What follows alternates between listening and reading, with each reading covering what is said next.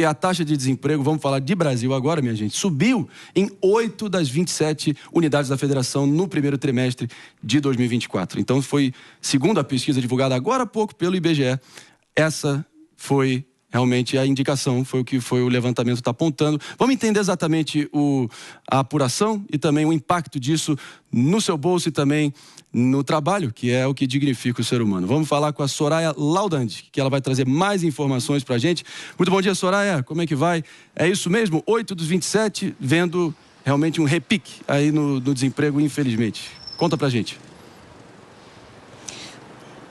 Pois é, infelizmente, Marinho, essa taxa vem já aumentando nos últimos meses, né? Bom dia para você e a todos que nos acompanham aqui no Morning Show. Dados que foram divulgados, como você disse, nesta sexta-feira. Então, a taxa de desocupação no país agora no primeiro trimestre de 2024 foi de 7,9%, estava em 7,4% e subiu 7,9%, né? Aumentando, portanto, meio ponto percentual ante ao quarto trimestre do ano passado e caindo 0,9 pontos percentuais frente ao mesmo trimestre de 2023. O que o IBGE traz é o seguinte, que nesse primeiro trimestre, as maiores taxas de desocupação foram de Bahia, Pernambuco e Amapá, enquanto as menores foram registradas em Rondônia, Mato Grosso e Santa Catarina.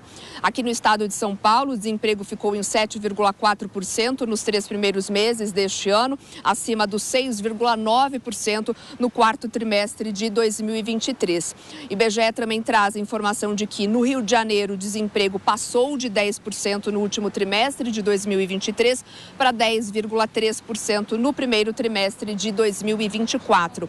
A taxa de desemprego por sexo foi de quase 7%, para ser mais exata, 6,5% para homens e de quase 10% para as mulheres no primeiro trimestre. Já a taxa de desocupação por cor ou raça se manteve abaixo da média nacional para os brancos e acima para os pretos e pardos neste primeiro trimestre de 2024. Então, o que a gente percebe com esses resultados é que as taxas, elas estão muito ligadas com a perda de atividade econômica, né? Mas, segundo o IBGE, a trajetória de queda anual, que já vem sendo observada também em outros trimestres, ela se manteve estável. Essa é a análise, então, da coordenadora por amostras de domicílio do IBGE, pesquisadora, que traz também essas resoluções e traz também todo esse cenário apresentado e trazido no dia de hoje.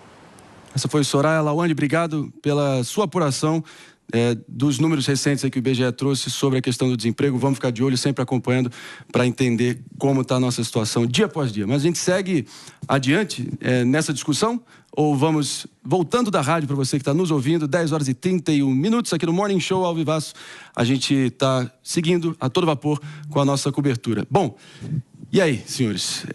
Desemprego voltando, como é que é a situação? Fala comigo. Tô brincando. Tá querendo participar aqui também. Calma.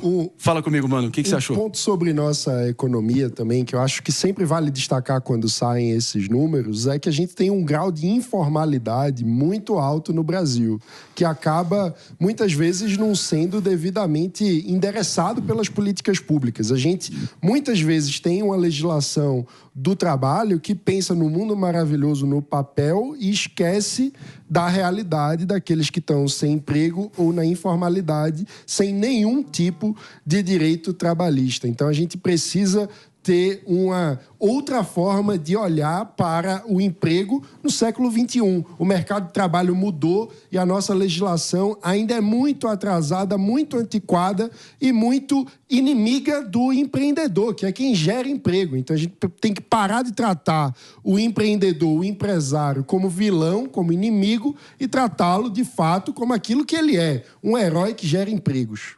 É isso aí, Palumbo, um herói que gera empregos? Concordo plenamente com o Mano. A justiça do trabalho, como é que você vai empreender nesse país aqui, montar um comércio, montar um bar? A justiça do trabalho ferra eles o tempo todo. Às vezes o funcionário vai lá, apronta, trabalha um mês e pede 20, 30 mil. Isso quebra qualquer comerciante, quebra qualquer empresário. E lá na Bahia a situação está deplorável, né? Não é só na questão do desemprego, não. É a violência, é o estado mais violento do Brasil, invasões de terra, facções se matando, e isso precisa mudar, né? Não é possível, vai ficar assim o resto da vida.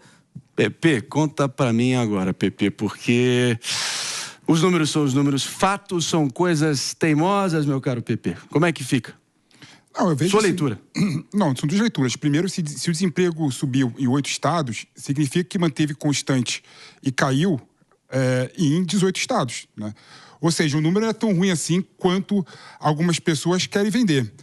Agora, o que me preocupa, e aí eu vou concordar com o Mano, não é que quando o desemprego ele aumenta, significa tanto porque pessoas que não estavam procurando emprego começaram a procurar emprego, quanto também porque não teve atividade econômica bem desenvolvida, né? Então, um país que cresce, um país que gera possibilidade para o empreendedor montar o seu negócio, montar a sua empresa, isso é política boa que faz com que as pessoas geram empregos e mais pessoas sejam empregadas. Então, o que falta no Brasil, sem querer falar dos números, porque eu não vejo esse negativismo todo quando eu vejo que o desemprego subiu em 8 estados, né?